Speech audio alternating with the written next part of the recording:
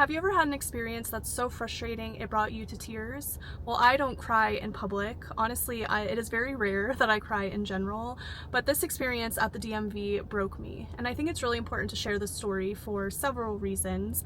And to be fully transparent, this happened a couple years ago, but at the time I was so emotionally unwell because of this experience.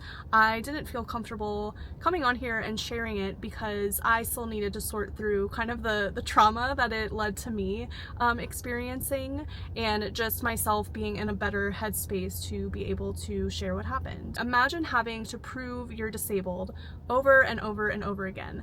That's what I have to do to get this. Even though I was born with cerebral palsy and I will have it my entire life, there's no magic cure, it's never gonna go away, but for the DMV purposes, I need to continuously prove to them that I have a disability in order to get this renewed. A couple years ago, it had expired and I went through the process of renewing it. A little bit of a spoiler alert, it didn't go well for me, even though you can clearly see that I have a disability when I walk into a DMV. That said, I do want to preface, whenever I make little videos joking, telling people not to park in disabled spaces if you don't need them, I always get a lot of backlash from people telling me that I should be more mindful of people with invisible disabilities that use disabled placards and passes. That is 1000% valid, and I will say from my personal experience, I've been yelled at and judged for parking in disabled spaces even though I have a physical disability.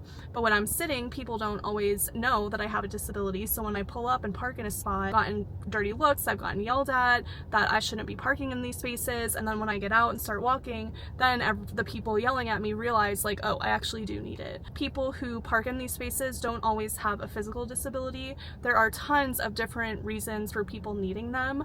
All I ask is that if you don't need a disabled space, don't park in it. I have seen so many times, let's say I'm at a restaurant, there's people that are just running in to pick up a to-go order. They'll park in the disabled space, run in, get their food, run out, and then leave. I don't necessarily need this, but there's a lot of people that have certain cars where the hash marks, like kind of on the side, either to the left or right of the disabled spaces, sometimes people will park in them, but people that have certain cars that they can literally only get in or out of their car from the side, if someone's parked in those hash marks, they literally cannot get in or out of their car. So just some things to put into perspective. Make sure you're not parking in the hash marks, you're not parking in spaces you don't need, because they're very vital to people with disabilities. But anyway, I went on a little rant there. Let's get into the story and what happened to me a couple years ago at the DMV that left me in tears. So at this point in my life, when this experience happened to me, I was really struggling with my mobility. I was starting to get really bad panic attacks. I was getting so nervous walking from point A to point B. But at the time, I really didn't understand why it was happening to me. It's like kind of like one day I just had the switch go off where I was so nervous and I knew in my brain, I'm like, I can do this. I have walked from point A to point B before thousands of times in my life. I know that I am capable of it, but I felt like I was having a really big mental block stopping me from actually doing it. Anytime I had to run even the smallest of errands, it would come with a lot of anxiety attached to it. And at that time, I was, working with my personal trainer who used to be an occupational therapist. So I had her assisting me in doing different exercises to try to build up my confidence. But at the other hand, I felt that I needed to keep going out in the world to build up my confidence. And the funny thing is, even if I did ask like a friend or a family member to help me, let's say get from a restaurant to my car, I could do it. Even just like having them next to me, it was definitely like a mind thing.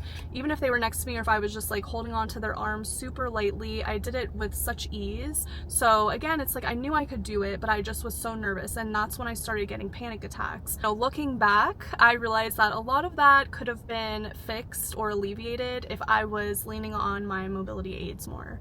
So just to give you that context, going into this DMV experience was when I was at the height of my anxiety and I was not using the proper mobility aids. I was really just trying to get back to my old self of being confident to, move around and run errands and do things without the assistance of others or mobility aids that I had been able to do for so long at that time. My walker was still in the depth of my closet, hadn't been touched for years. I had my mobility scooter that I was using a lot, but I didn't have the lift lift on the back of my car, so it was just a lot of energy and effort to take it out of my trunk, put it together for something that I just have to run in really quick and come back out. Just wanted to give you that context before I jump into the story. So the time had come. I had to go to the DMV to renew my disabled placard. I've had it my entire life, way before I even had a license. Like, my parents got this when I was a child. You do have to go and renew it every couple years. Should be easy, right? Nope, not this time. So I had made an appointment because anyone that's ever been to the DMV and the history of DMVs, you know it's normally an awful experience just in terms of wait times. It takes forever to be called. I made an appointment to try to combat how long I'd have to spend there. I got there, I parked, I walked in, and immediately just felt this wave of doom, I guess is a good way to describe it. There were people everywhere. All of the seats were taken. It was so crowded. And whenever I'm around a lot of people, I get even more nervous because I don't want to be bumped into, because then I could easily fall over. No one was getting up and letting me sit, which of course in itself is upsetting because I really need it.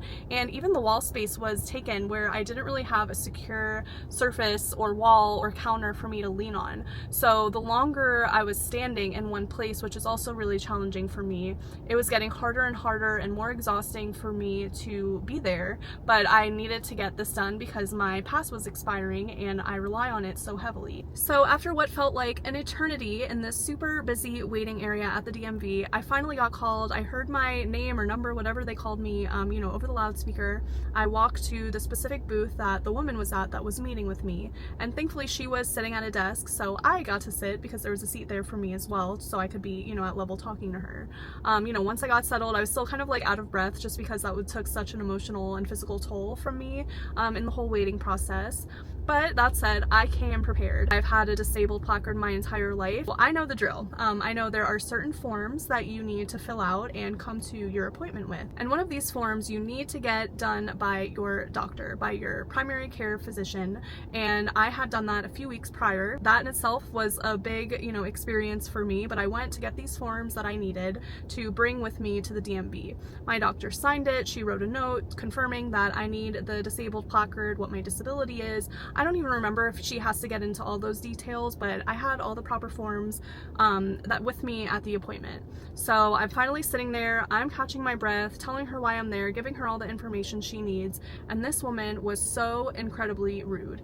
And I'm a very nice and smiley, bubbly person, and even though I had been through so much distress in the past 30 minutes of this experience, I still approached it very kind, very smiley, and while I was still catching my breath, I was still, in the moment with her and being as helpful as I can and talking with her. So I didn't really know why immediately she was just so rude to me.